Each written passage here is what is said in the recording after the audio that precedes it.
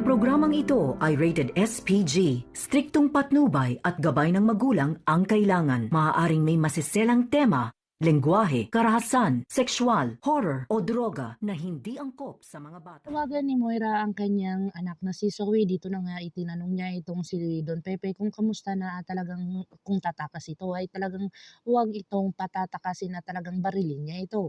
Dito na sinabi ni Moira kung saan yung baril na kung saan talagang kinuha ito ni Zoe. Dito na nga hindi daw magagawa nito ni Zoe na kung saan ay talagang inisip ni Zoe na gamutin itong si Don Pepe. Dito niya na ginamot at talagang pinakawalan niya ito na kung saan nakita ni Don Pepe kung saan niya nilagay itong baril. Kuha ni Don Pepe itong baril na kung saan talagang naumpog niya itong si Zoe. Dito na nga ay talagang umalis na si Don Pepe na kung saan nakasalubong niya itong si Balahadja. Agad-agad naman itong sinundan ni Zoe itong si Don Pepe kung saan nakatakas nga ito doon papuntang likuran. Dito na nga nagkausap itong si Balahadja at saka si Zoe at sabi ni Zoe na wag daw galawin itong si Don Pepe kung saan hahanapin lang daw ito. Sabi naman ni Balahadja na hindi niya magagawa kung ano o hindi niya masasabi kung ano ang magagawa niya dito kay Don Pepe kung saan bahala na daw. Dito na nga ay talagang nagsasalita itong si Balahadja kung saan ito ngang si Zoe ay naghanap din kay Don Pepe. Dito na nga si Zoe ay talagang porsigido itong mahanap at talagang ayaw niya itong mabuking ang kanilang sikreto kung saan si Don Pepe ay may hawak na baril. Dito na nga kaya si Don Pepe binaril niya ang kanyang apong si Zoe na kung saan talagang si Zoe ba kaya ang nabaril dito o talagang si Balahadja ang bumaril dito kay Don Pepe. Swerte naman itong si Lynette dahil sa nailigtas siya dito ni Doktora Katie pero hindi nga inasahan ay talagang nagkahiwalay-hiwalay sila dahil pinaputukan at binaril talaga ng isang holdupper itong security guard na hiningian nila ng tulong.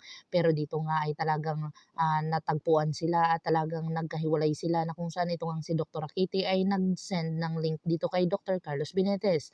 Agad naman itong sumugod itong si Dr. Carlos Benitez na kung saan natawagan pa siya ni Lynette dahil sa nakuha pa ni Lynette itong kanyang cellphone at talagang nahuli pa rin itong si Lynette.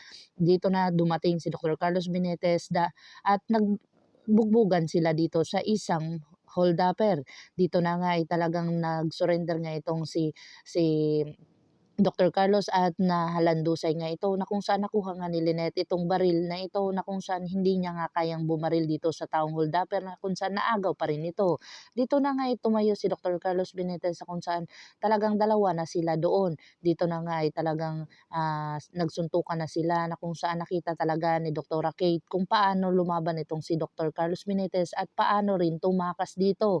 Dito na nga ay talagang dumating ang mga kapulisan na kung saan nahalandusay dito si Lynette dahil sa pagsuntok at pagjumbag nitong isang holdupper. Dito na nga ay talagang nakatakas ang dalawang holdupper na kung saan nailigtas dito si Lynette. Dito na nga ay tumakbo nga si Dr. Carlos Benitez papunta sa kanyang sasakyan kung saan nakasalubong ito ni Harry.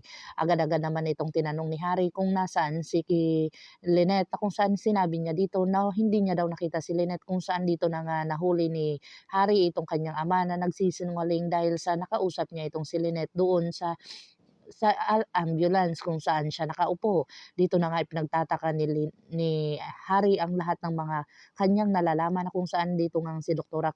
Katie ay talagang obserbado nga sa lahat ng mga ginagawa ni Dr. Carlos Benitez dahil kakaiba nga ito at talagang pinabayaan niya itong si Lynette. Dito na kaya sasabihin ni Dr. Kate ang kanyang mga nalalaman dito kay Annalyn Santos na kung saan talagang kinakampihan na ni Dr. Kate itong si Dr. Carlos dati pero ngayon ay talagang maiiba na ang ihip ng hangin at talagang tutulungan na ni Dr. Kate itong si Annalyn at saka si Lynette. Pakakabangan natin ang mga susunod pa na episode nito. Ang abot kamay na pangarap. Kung bago lang po kayo sa aking channel, please like, share, and subscribe para ma-update po kayo sa mga susunod pa. Yun lamang po at maraming salamat.